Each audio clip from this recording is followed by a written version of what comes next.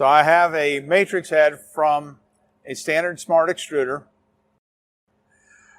The i3 extruder that we have here is the same thing. It's just that the manifold is a lot longer, so we have up to 6 positions. But otherwise, same concept. You see these 2 screw holes there? That's where your over temp sensor is located. 2 screws up here is for your guard. This is the operator side of the head. This can generally be done on the machine. It's not necessary to take it off the machine to rebuild it and replace the seal. But again, when you start getting material leakage out of the stem seal here, and you get a ball about the size of a marble or grape, it's time to replace the seals. We'll go ahead and take this apart. And before I'm all said and done, I'll probably have all my Allen wrenches out of the packet.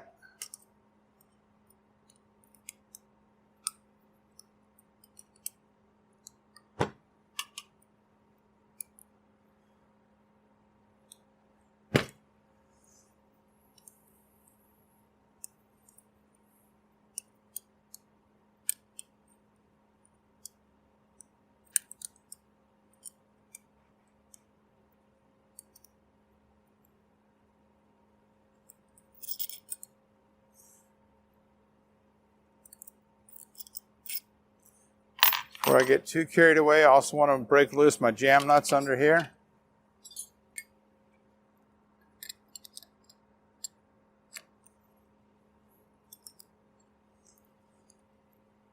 You put an Allen wrench in here to hold the piston, keep it from turning, but we can break this jam nut loose.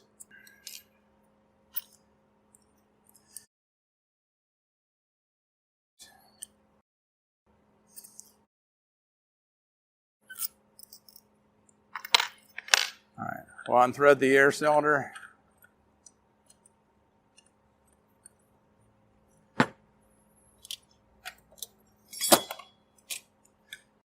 We'll have to take off a couple of the standoffs here.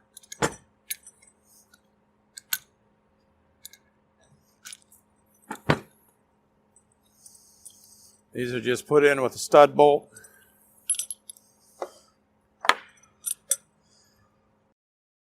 Now I should be able to get on that.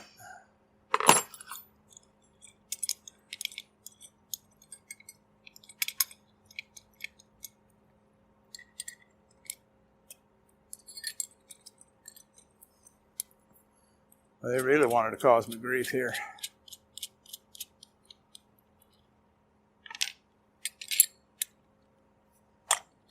There we go. Just a bad angle to get to. So we take off our 2 jam nuts.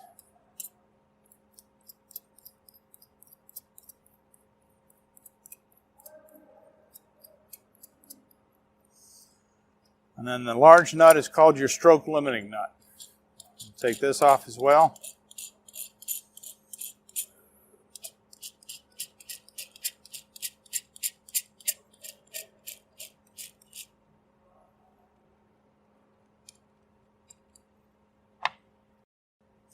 Now, with this still mounted on the machine, if I have the head in the lifted position, I can just drop the stem straight on down through.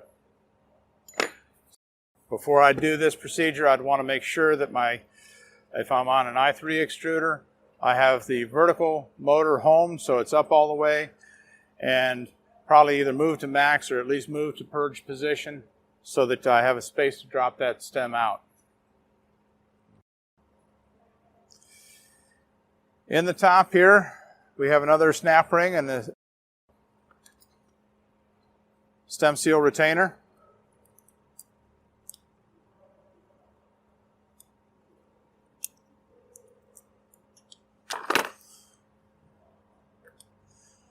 Again, this is threaded, so when you can't pull it out because of all the matrix, you can thread a bolt in there and pull that out.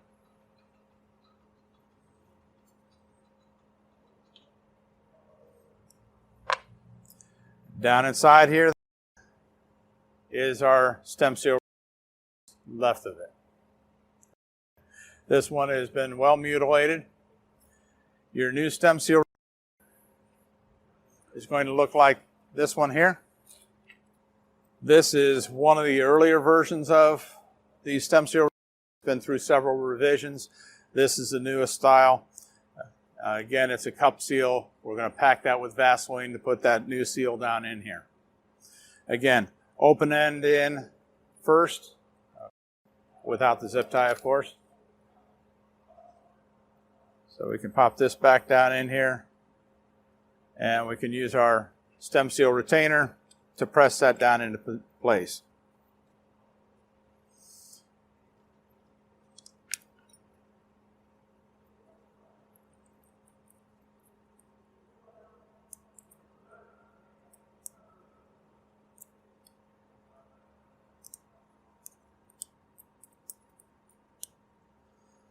Again, if necessary, I can put a threaded bolt in here and pull that up and make sure that snap ring pops into the grooves.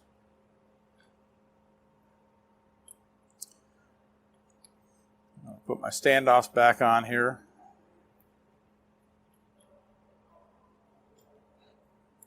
So I can turn this upside down.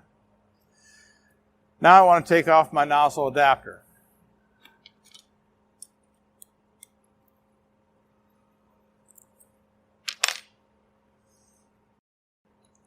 And we take off our nozzle adapter. There's an O-ring that goes in here. Mine is missing.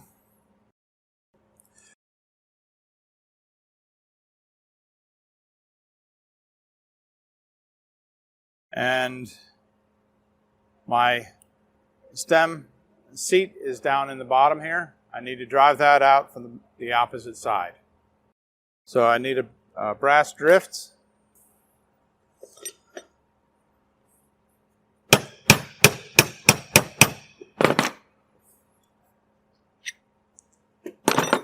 Get it down part of the way and then tap it down the rest of the way with again, either a brass drift or the old stem.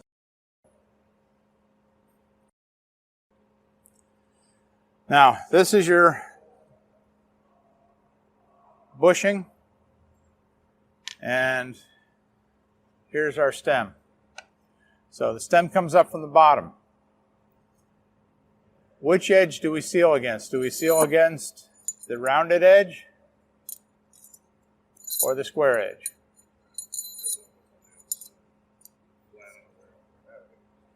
One side is beveled or chamfered, the other is square. We want to seal against the square edge. A lot of people make the mistake of sealing against the rounded one. So we got to pay attention to how this goes back together. We're going to seal against the square edge. So this has got to go in round edge first up into the nozzle adapter. Incidentally, there's something else missing on this because this was the very first one, the prototype for the SmartExtruder. There's also a snap ring down in here, which I don't even have the groove for the snap ring, but yours is going to have a snap ring down in there. So if you can't beat it out, there's probably the snap ring buried underneath the matrix. Don't forget it down in there.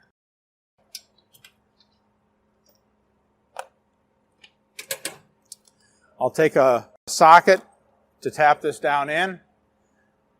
Again, listen to the tone of it, so I know when I'm bottomed out. Put your snap ring back in. Put your seal on the bottom. Again, put a little lube around that. And now we have a 1 in 4 shot of putting this on the right way. Keep in mind, this is the operator side of the machine. This detent, where your nozzle tip locks in, for a standard extruder is going to be facing the operator. For the i3, these are typically facing up towards the intercept. So if this is upside down, that hole is going to be facing towards the intercept.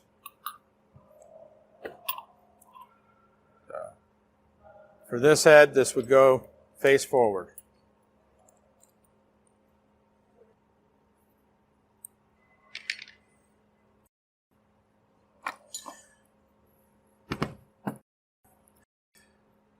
When you insert your new stem, you want to be extremely careful because you have your new seal in here. You don't want to damage it with these threads. So very carefully, slide this up through your new seal so you don't cause any damage. And we'll put our stroke limiting nut on here.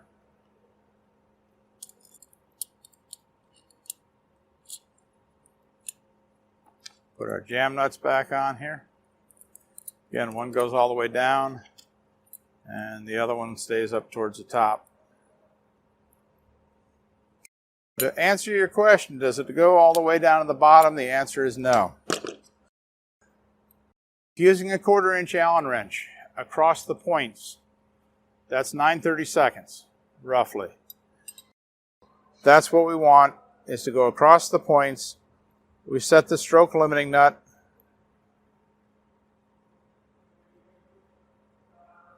So when this is fully retracted and seated on the bottom, we have 9/32 to travel. And this is where we lock down the jam nut.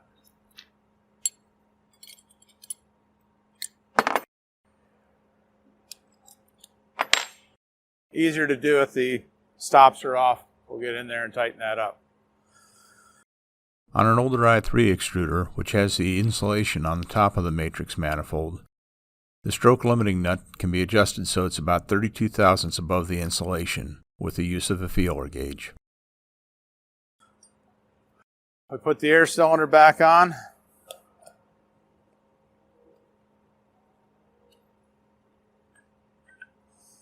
And again, which way do these holes go? Orient them in the right direction. Put our bolts in up top here.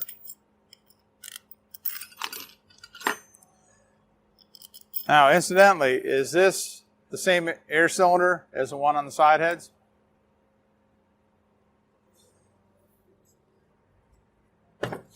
Are these the same?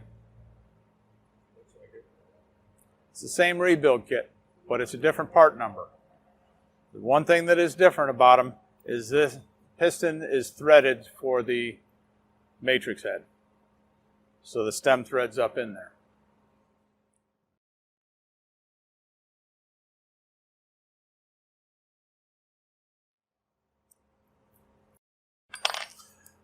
So one last and final thing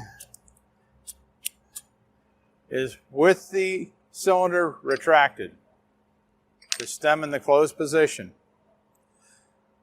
I want to have 1.5 inches from the end cap to the top of the piston. And there's a tolerance on that. It's plus or minus 1/8. I'm at 1 5/8 right now. Which means that I need to thread this onto the piston rod a little bit more.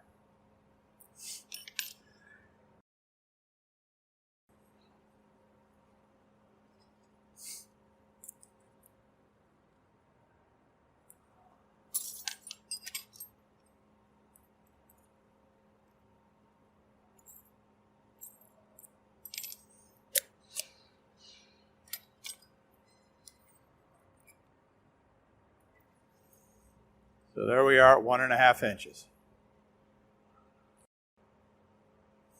Now what that is important for is so that I make sure that my piston doesn't slam into the gold end caps on top or bottom.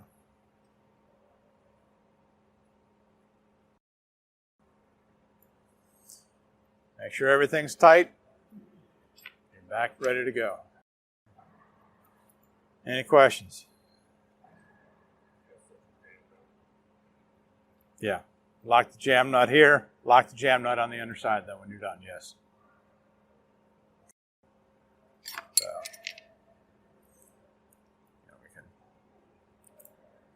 Hold that. Tighten it here. Usually just putting a flat screwdriver in here, we can get enough of a bite on it to lock this down.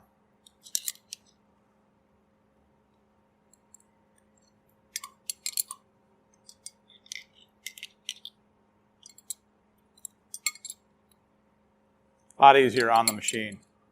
You don't have to worry about the head wiggling around.